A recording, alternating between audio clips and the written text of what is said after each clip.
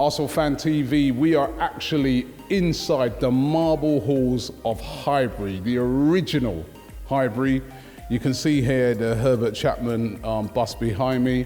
And the reason why I said, let's do this interview at an original place, the original home of Arsenal, is because I've got Kevin here from the Gooner magazine, the legendary Gooner magazine. And I wanted to have a chat about the Gooner magazine, and I heard this news that the Gooner magazine might be, and I'm hoping that this is not going to happen, might be coming to an end, and I was really taken aback by that news. But the Gooner magazine can be saved, and I wanted to explore and find out, how we can help to do that, and all the fans out there can help to do that.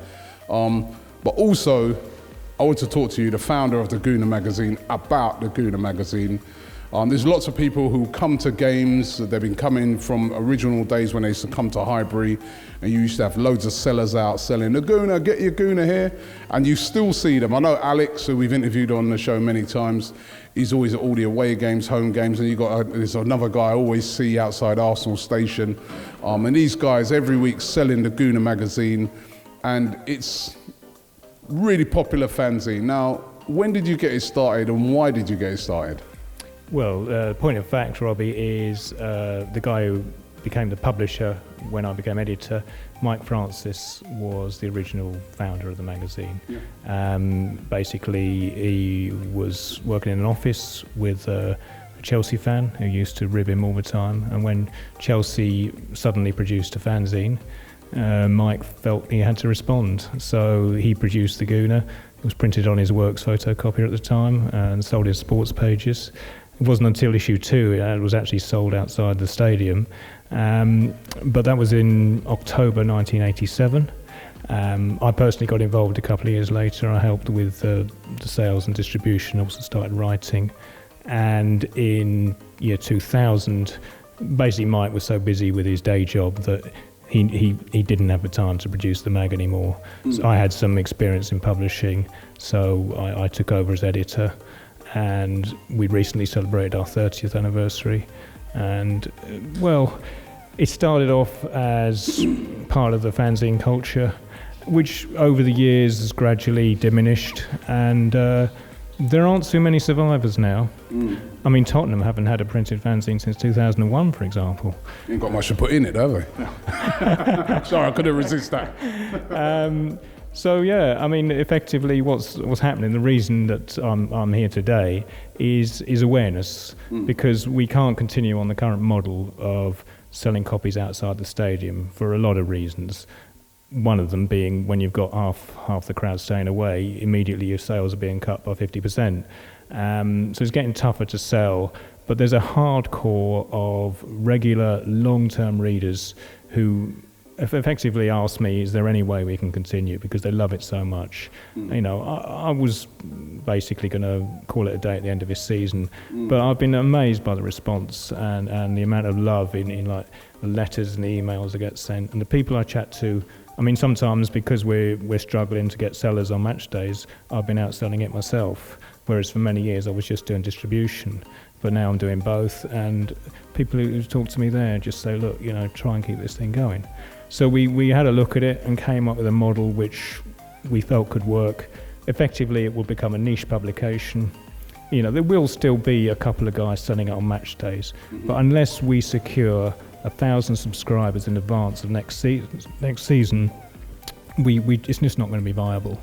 So what I'm doing is campaigning to put the awareness out there in the hope that we get the numbers.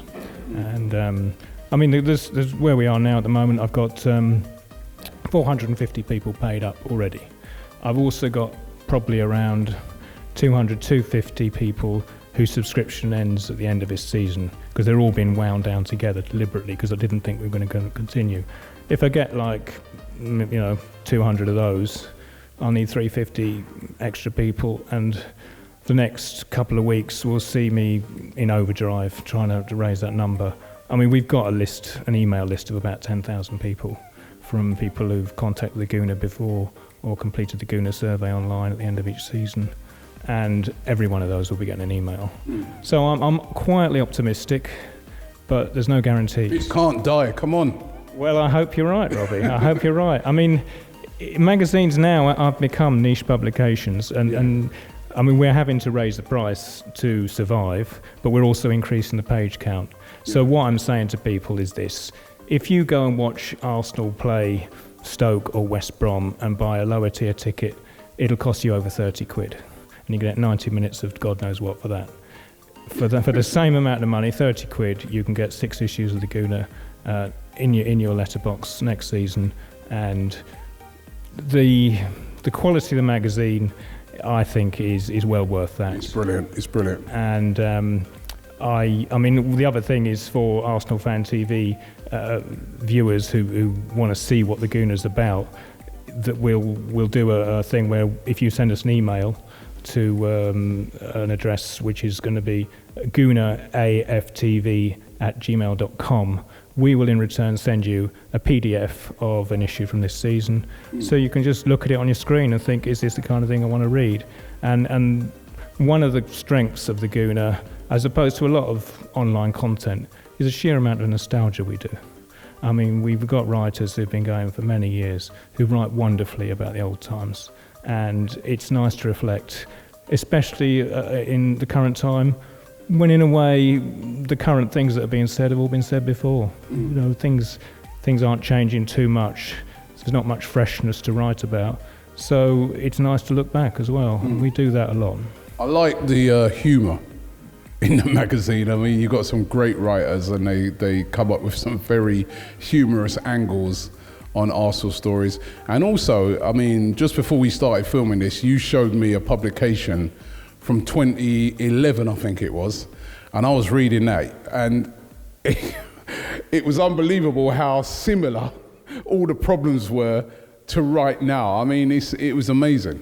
It's uncanny, and in a way the fanzine has charted the history of Arsenal over the last 30 years, and it's unreal to pick up an old issue and read some of the stuff in there, because on one level it takes you back, but on another level there are certain themes with the club that keep reoccurring. Not just Arsene Wenger. It's other little things like getting knocked out by a team you shouldn't in the cup. You know, football does move in cycles, and it's fascinating to look back and see. And in the nostalgia stuff we do, we're doing that. And are people able to get like back issues as well? Yeah, they can order back issues basically through our online store. I mean, our website's www.onlinegooner.com, and we've got a store section there, and you can buy back issues there. Like you said, it is like a history of Arsenal, and I mean, I know you've got some copies there, but it's like a documented history of Arsenal, but from a football fan, or an Arsenal fan, should I say, point of view, which is the amazing part about it. Yes, and that's where the humour comes from as well. You know, you don't get gags like the back cover film spoofs we do. You know, you don't get that in the official programme. And I mean, for one of the better phrases, Churchill one the other day. Oh my God, you guys, you've got to get. I know you have to buy it to see it, but that's the one. Oh my, that had me in stitches. Yeah, it's we've got a designer who can really work Photoshop nicely, and he does some wonderful things. So yeah, it's part of what we do. And it's funny when people wonder if there's a new issue, they often look at the back cover to see if they bought the old one or not, because that's how they identify the distinct issues. And inside there's a lot of gags as well. Yeah. So it's. No, I love the humour in them. It's exceptional. You got a few there. What's this one then? Right, this is the very first one. So that was the 19 October '87. Wow. And tribute to Ian Allison on there. There we are, you see. This is where we were at the time. He scored an important goal a few months earlier at the Lane, if people know their history. I bought the one. I remember I used to have I used to be sort of involved in clubs, and he used to work for a brewery or something like that. He used to come around and Ian Allison. I mean, yeah.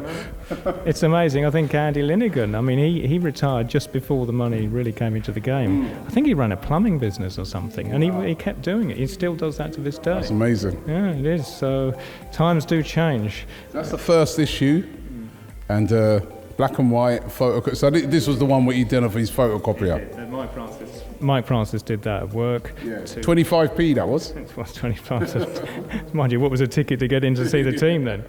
This is the first title we won under George Graham in '89. Wow. The title-winning issue. Well, it's the one after, obviously. Yeah. I like that. That was based on what George said after the game. He described the trophy as "you little beauty." Brilliant. Got one here from '91 with caricatures of the squad that won the title.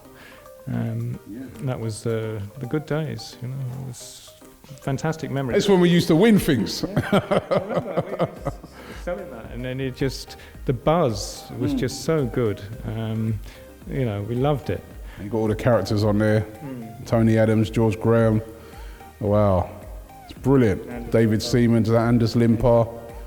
Yeah, I mean, it is great stuff, and we've often used caricatures. It's part of the humour as well. Gone up then, £1. A little bit, yes. Inflation. I'm afraid the costs of printing have risen a little, and we've got to pay our tickets to get in the game as well. It has gone from, to be fair, he's gone from black and white to colour as well. So yeah, it's a professional publication these days. I mean, this is when we won the title in 2002. And the unbeatable season in 2004. And this is a special issue because this was the last one we ever did at Highbury. And this one was our biggest selling ever issue. Wow. People, they couldn't get enough. Well, that was interesting. It's still in there. We did a postcard campaign to persuade, let me see if I can find it, Thierry to sign a new deal. I wonder if it's still there. There it is, right, so there we are. People sent this into the club, Thierry Henry, care of Arsenal, and say, basically, Thierry, please stay. And I'd like you to stay because, and they could write in the reasons. Oh, that's cool, that's cool. Little things like that, and we had a poster of the two grounds as well. You'll be putting that in every week nowadays, in every issue. Don't go there. So yeah, and the other thing which really amused me was just finding this issue, which you mentioned a few minutes ago, in which there's an editorial about where we'd gone wrong and what needed to change, and that was in 2011. And 7 years on, it could have been written yesterday. Surreal. So yeah, I brought a few issues along because I was actually digging through them for this morning, and some good memories. They're really good. And I know people who do keep their collections. They've got pretty much every issue. And it's a history of Arsenal Football Club, isn't it? It is. I mean, it's an interesting thing. Every publication in this country has to send a copy to the British Library. So, it'll be interesting in 100 years' time. People go to the British Library and dig out this thing and think, what the hell was that all about? But if, obviously I see your guys selling every single match day. What about fans abroad now? Because, one of the ways in which the game's really changed is that, it's no longer just, us fans here, in London, in the UK, going to games. You've got fans all around the world, so you might have fans, and I've met many of these fans, and they're really passionate about Arsenal, and this is right down their street, because I'll speak to these fans, and they know everything about the history of Arsenal. So what if a fan in America, a fan in Indonesia, a fan in wherever wants to get hold of a copy of this? Can they also sign up to have them sent out to them? Yes, I mean, it just costs a little more because the postage is obviously more expensive, but we're charging people in the UK £30 for next season. If you're in Europe or even the rest of the world, it's £42. But also they have the option, we do print, we don't print, we have an e-edition which is available, and details of that are, if you just go to our website, and any editorial about a match, at the bottom of any editorial about a game, there's a list of the ways you can get the Gooner, and that includes the e-edition option. So it is available, and you can either have it in printed form or electronic form if you want. And finally, I've got to ask you about the state of affairs this season. It hasn't been great. You are a person who've obviously been watching and writing about Arsenal for all these years, 30 years, over 30 years now, writing about Arsenal. Is this the worst sort of season we've had, or is it that, it's been bad, but we have to look at it and say, listen, there's been worse times than this over that 30-year period?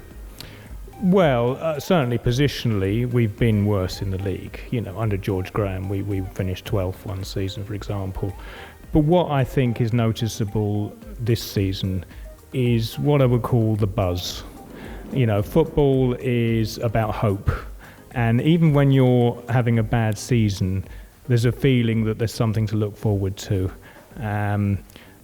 The problem, I think, in recent seasons is that because of the repeated nature of the way the team has eventually under-delivered, people they've just got bored of seeing the same thing, really. And so... Got apathy now, isn't there? Well, you only need to look at the last 3 home attendances. Obviously, we're recording before the Milan game, but Östersunds, Man City and Watford, we could have fitted the crowd that went to the Emirates into this stadium here. It was that low, and that's worrying, because the one thing I like to see is some passion and enthusiasm for my football team. But at the same time, I can understand the way people feel and why they decide they've got better things to do. Now listen, once again, big it up. We want to make sure that the Gooner, that Alex, all those guys are outside selling next season. We want to see this flourishing. This is I feel that this is an important part of Arsenal's history. All right, I know it's not officially the football club, but for me, this is an important part of our history that we got to keep going. We have to keep going, and we're going to support it 100% here. So just tell us again how people can help to keep the Gooner alive. Well, effectively, the links to subscribe will be underneath this video, and if you want to, you can just go to our website, onlinegooner.com, and there'll be an article on the front page, Save the Gooner, and that will link to all the places as well where you can sign up. Additionally, there's a downloadable form with all the options which you just fill in and post to us. Again, you'll put the link to that in.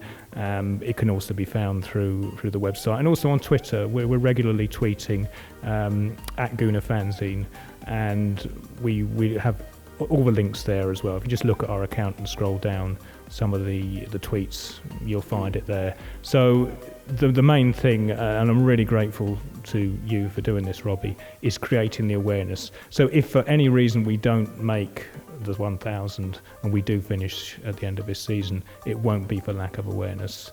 And as I say, people can email us at gooner.aftv@gmail.com. We will send you a free PDF of an issue from this season, so you can weigh it up yourself. And if you like what you see, consider investing £30 to get a season worth next season. And if enough people do that, we'll be able to survive. So for the people who it really means a lot to, I hope it succeeds. Don't get the pipe and slippers out yet, mate. You're not going on into no retirement yet. We're going to save this. I'm sure that people are going to get involved. And you know what? It's brilliant. It's absolutely brilliant. So get involved right now. As Kevin has said, all the links will be in the description. And long live the Gooner. Thank you very much, Robbie. Much appreciated. We're giving you a chance to be on ArsenalFanTV and give your opinion after the game. All you got to do is WhatsApp your video and hold the camera like this. Send it straight after.